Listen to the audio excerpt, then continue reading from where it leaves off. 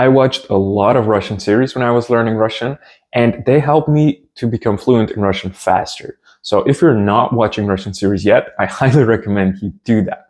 But there is a problem when watching series, and that is that ideally you want to watch Russian series with Russian subtitles, but in the beginning you have to watch them with English subtitles in order to understand the plot. So how do you get from watching series with English subtitles to watching series with Russian subtitles? You need to upgrade your level of Russian and mainly your vocabulary. And I recently found out about a fun online app called LingoPie, and I wanted to investigate how it can help you watch series and at the same time improve your vocabulary so that you can then start watching with Russian subtitles. Okay, so in this video review, I want to share with you the things I like about LingoPie and the things I dislike about LingoPie. And in the end, tell you who I think should and who I think should not sign up for LingoPie. Oh, first, let me quickly explain what LingoPie does. So LingoPie allows you to watch series with dual subtitles. So it's Russian on top and then English below. Ведь деньги не показатель честности и благородства. Конечно, зарабатывает кто как умеет. And this is a valuable thing because, well, let me get into the things I like about LingoPie. Because this turns watching series into some type of puzzle. Because let me explain how it goes when you start watching with LingoPie. So first you watch a sentence, you watch a scene of a dialogue and there's one sentence. You hear the sentence, then you pause. I recommend you pause. I'll come later why I recommend you pause. Then you read the sentence in Russian. Then you read the sentence in English. And then the puzzling starts because the sentence in English is not a literal translation, it's the meaning translated. And I think this is a good thing because if it was just translated literally, you would get very weird sentences. But the good thing is that this allows you to play around. Like you can hover your mouse over the words and then see what each word literally means. And then you can hover it over and then transform the Russian sentence with knowing the English translations into the meaning of the English sentence. So what are the benefits of doing this? Well, it allows you, and this is the second thing I like about LingoPie, it allows you to learn more vocabulary per hour spent than if you were to just passively watch Russian series. Let's take two scenarios. Either first you watch 1 hour, you just passively sit on the couch and you're just watching a series. This is a good thing. It's better than doing nothing because you'll improve your Russian listening skills and your Russian intuition skill, your feeling for the language.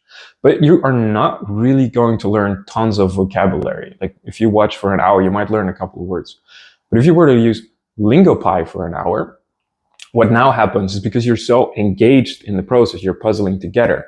Like the more ways you engage with a Russian word, the better the chance of you learning and memorizing it. Because first you hear the Russian word, then you see the characters on screen explain the word, or you can just see it. Like if someone says "Что это за книга" and holds up a book, you're like, you see it, you're like, oh, книга is probably book, because then you also read the English subtitles.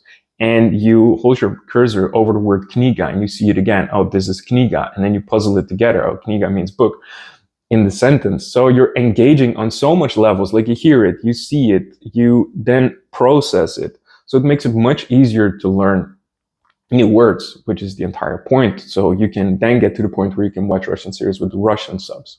The next thing that I like is they also have flashcards, meaning that once you're going through this puzzling process and you hold your cursor over one of the words and you find it difficult, you can then press plus and it gets added to a flashcard deck that works similarly to Anki. So it uses spaced repetition and it then also shows you a scene of you can then press play to show you the scene of the context in which it was.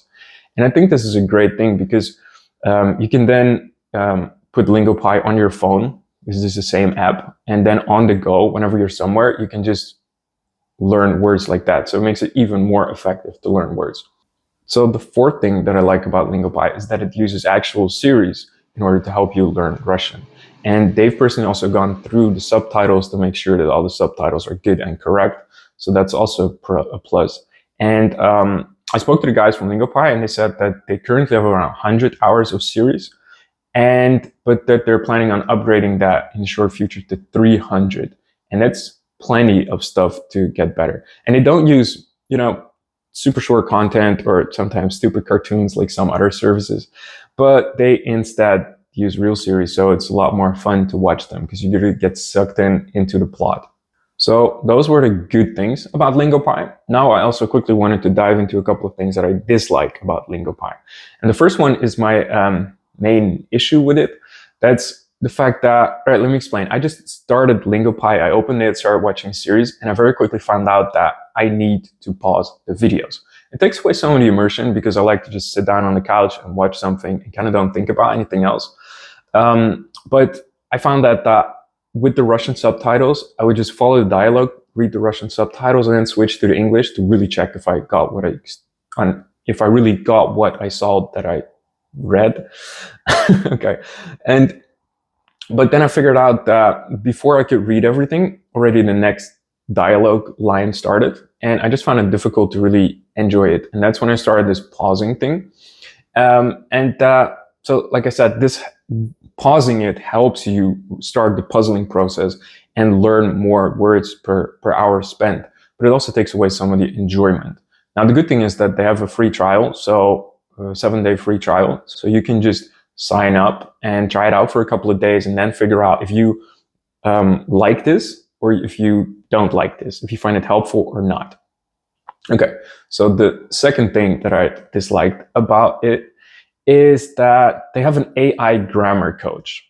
And AI can be beneficial in some circumstances. It can also be kind of and sometimes it can be actively harmful. Because in this case, there was a sentence, and it was something like она упала перед Марфой. So there was a sentence, and it was in the instrumental case. But when I pressed the grammar coach thing, it showed me, it started giving this AI started explaining about the sentence, and it said, this is a great example of the prepositional case. And I'm like, nope, it's not. It's the instrumental case. And because I'm fluent in Russian, I understand when it's wrong. But you as a beginner or as an intermediate speaker, to rely on a feature like this to be explaining you things, you want to be 100% sure that it's correct. And I imagine LingoPie could make it correct all the time if they put like a couple of native speakers checking all the AI explanations that they give. But I think this would take years, and they might as well, I don't know. I'm probably not going to do that. So you can play around with the AI grammar coach, but don't take its word as absolute pravda, because it's probably not. And the third thing, which is more of a neutral gimmick, is that they have a speech feedback feature, where if there's a sentence in the dialogue and you want to say, and you can try to repeat it, and it will score you like from 0 to 100% how well you said it. And I tried it, and it's fun. Like, there was one sentence that said "На него вся надежда." And I said it, I got 100%, and then I was like, I want to see what happens if I say it incorrectly. So I said "На него вся одежда." Which is wrong, because I said on him is all clothes and not on him is all hope. So then I got a score of 89%. And I was like, okay, good. It figured out that I said something wrong. But then I was like, now what? Like in this example, I said something specifically wrong in order to see how it worked. But if you try something and you just get, like if you try your hardest and you get 80%, and it's like, so what did I say wrong? Now what? It doesn't give you specific feedback to actually do something with it. So it's fun, but it's also kind of pointless. So who should and who should not sign up for LingoPie? Well, if you're watching Russian series regularly, and you have to be watching Russian series if you're serious about learning Russian, then the main question you should ask yourself about LingoPie is, are you willing to trade off a little bit of enjoyment, a little bit of immersion in order to improve the rate of vocabulary acquisition that you get from series? So are you willing to sacrifice a little bit of immersion for a more efficient progress of Russian? That's the main question you should be asking yourself. And it depends on a lot of personal variables. So I cannot answer this question for you. That's why I'm happy that they have a 7-day free trial. So you can just try it out for yourself for a couple of days and see if you like this process of double subs. and if it's helpful for you, or if you prefer to watch something with just English or just Russian subs. Also, if you want to sign up, I spoke to the guys from LingoPie, and if you sign up through my link in the description, you can get 50% off the yearly plan.